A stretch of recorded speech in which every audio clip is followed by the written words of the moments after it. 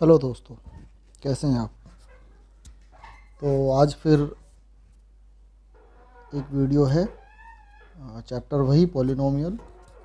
और आज का टॉपिक है टाइप्स ऑफ पॉलिनोमियल्स। तो आज का वीडियो शुरू करने से पहले मैं एक बात कहना चाहूँगा। मैं नहीं जानता आप ये वीडियो कितने शेयर कर रहे हैं या लाइक कर रहे हैं। आपकी मर्ज़ी है, करें या ना करें। लेकिन एक चीज़ जो बहुत ज़रूरी है वो है प्रैक्टिस। आप लोग जो भी पढ़ रहे हैं उसकी प्रैक्टिस ज़रूर करते रहिए। ये बाकी किसी भी काम से ज़्यादा ज़रूरी है। तो आप प्रैक्टिस करेंगे इसी उम्मीद के साथ आज का वीडियो शुरू करते हैं। तो आज का टॉपिक है टाइप्स ऑफ पॉलिनोमियल। बहुत इम्पोर्टेंट है। यदि हम पॉलिनोमियल्स को के नाम ही नहीं जानेंगे तो हम उनको इस्तेमाल कैसे करेंगे, उनको समझेंगे कैसे। तो जैसा पहले की वीडियोस में पॉलिनोमियल्स के बारे में बताया था, उनकी डिग्री के बारे में बताया था, टर्म्स के बारे में बताया था। तो यदि वो नहीं आपने देखे हैं तो उन वीडियो के डिस्क्रिप्शन में लिंक डिस्क्रिप्शन में दे दूँगा, तो आप उन्हें देख सकते हैं। उन्हें देख लेंगे तो ये वीडियो समझना आसान हो जाएगा। चलिए शुरू करते हैं। तो टाइप्स ऑफ पॉलिनोमियल्स को हम दो तरह से बांट सकते हैं। उनका दो कैटेगरी में डिवाइड कर सकते हैं। तो जब हम उन कैटेगरीज़ में उन पॉलिनोमियल्स का नाम रखते हैं तो वो दो तरह से होता है। फर्स्ट है on the basis of terms. एक पॉलिनोमियल में टर्म्स कितने हैं उसके आधार पर हम उसका नाम रखते हैं। सेकंड है बेसिस ऑफ डिग्री। उस एक पर्टिकुलर पॉलिनोमियल में जो वेरिएबल यूज़ हो रहा है उसकी डिग्री कितनी है, यानी कि पॉलिनोमियल की डिग्री क्या है, उसके आधार पर उस पॉलिनोमियल का नाम रखा जाता है। तो शुरू करते हैं। सबसे पहला जो है वो है on the basis of terms. तो टर्म्स हम जानते हैं। अगर नहीं आपको याद है तो आप वीडियो देख सकते हैं जो इससे पहले बने हैं, उसमें टर्म्स के बारे में बताया गया था। तो एक पॉलिनोमियल में एक टर्म भी हो सकता है, दो टर्म भी हो सकते हैं, तीन भी हो सकते हैं, चार भी हो सकते हैं, पांच भी हो सकते हैं, ज़्यादा भी हो सकते हैं। तो उन्हीं टर्म्स के आधार पर हम पॉलिनोमियल्स का नाम रखते हैं।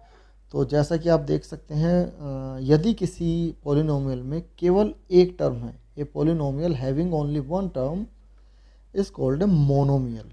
हम मोनोमियल क्यों कहते हैं? क्योंकि उसमें केवल एक ही टर्म है।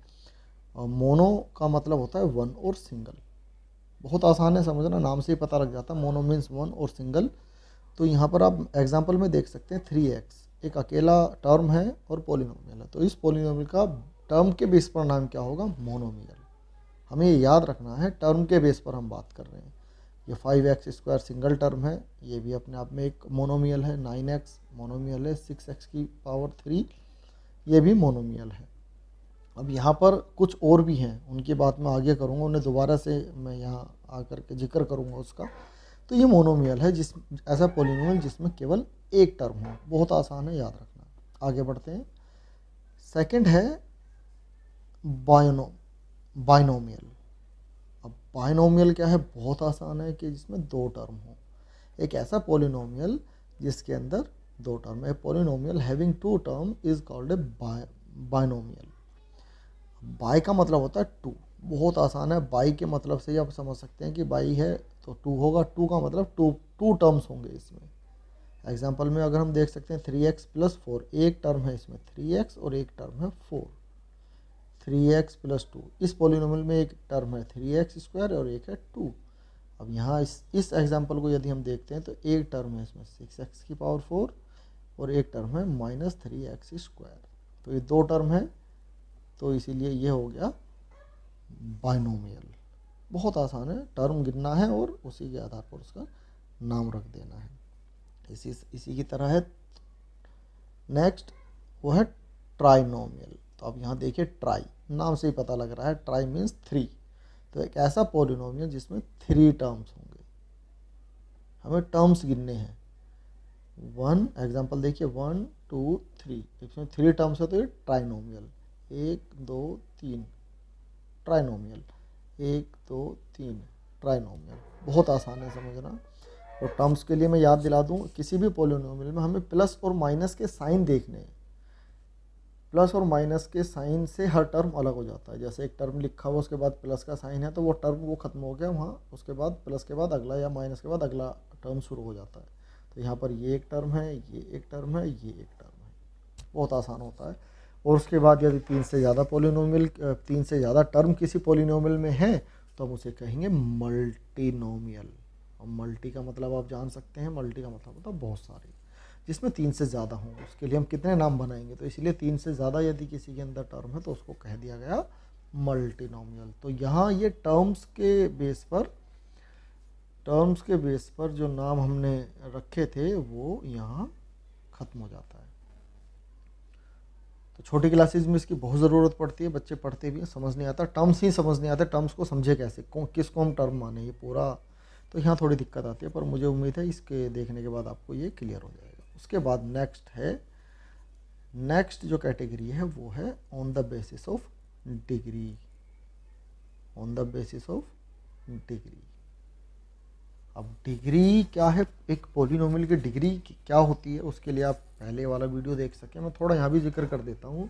एक पॉलिनोमियल में कांस्टेंट होते हैं और वेरिएबल्स होते हैं। तो वेरिएबल्स में जो वेरिएबल्स मतलब एक्स वाई जेड, जिसका जो भी हमने उसे सिंपल दिया हुआ है, तो उसमें जो सबसे ज़्यादा पावर है, घात है, डिग्री है, उसे हम उस पूरे पॉलिनोमियल की डिग्री कहते हैं। और वही डिग्री के बेस पर उस पॉलिनोमियल का नाम डिसाइड करती है। कैसे? जैसे सबसे पहला है ए पॉलिनोमियल ऑफ डिग्री 1। यदि किसी पॉलिनोमियल की डिग्री 1 है, डिग्री 1 मतलब उस पॉलिनोमियल में जो वेरिएबल यूज़ है उसकी सबसे बड़ी जो पावर आई है उस पॉलिनोमियल में वो 1 है।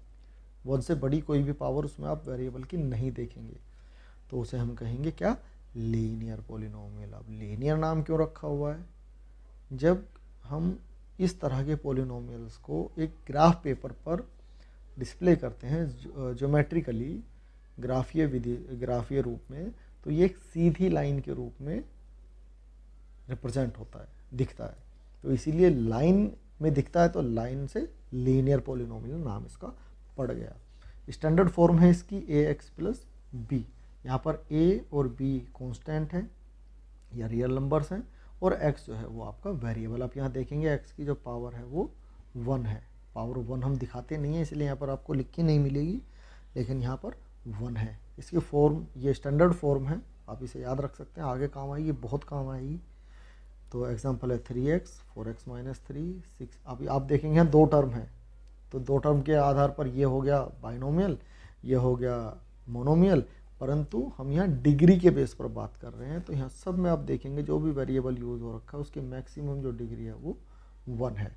यहाँ पर टर्म्स का कोई मैटर नहीं है, बात है डिग्री की, वेरिएबल की डिग्री की। नेक्स्ट है क्वाड्रेटिक पॉलिनोमियल। बहुत इजी है, बहुत आसान है। क्वाड्रेटिक पॉलिनोमियल तो इसमें क्या है, डिग्री 2 होगी। एक पॉलिनोमियल में जो वेरिएबल यूज़ हुआ है उसमें आप देखेंगे जो सबसे बड़ी घात होगी, सबसे बड़ी पावर होगी वेरिएबल की, वो होगी 2। ये देखिए, अब यहाँ 1 वाला भी है, लेकिन यहाँ पर बड़ी क्या है, 2 है, तो इसको हम कहेंगे क्वाड्रेटिक पॉलिनोमियल। और एग्जाम्पल आप देख सकते हैं, ये एग्जाम्पल्स हैं। इसमें आप सभी में देखेंगे x² आपको ज़रूर मिलेगा, और उसी की वजह से क्या बन जाते हैं, क्वाड्रेटिक पॉलिनोमियल।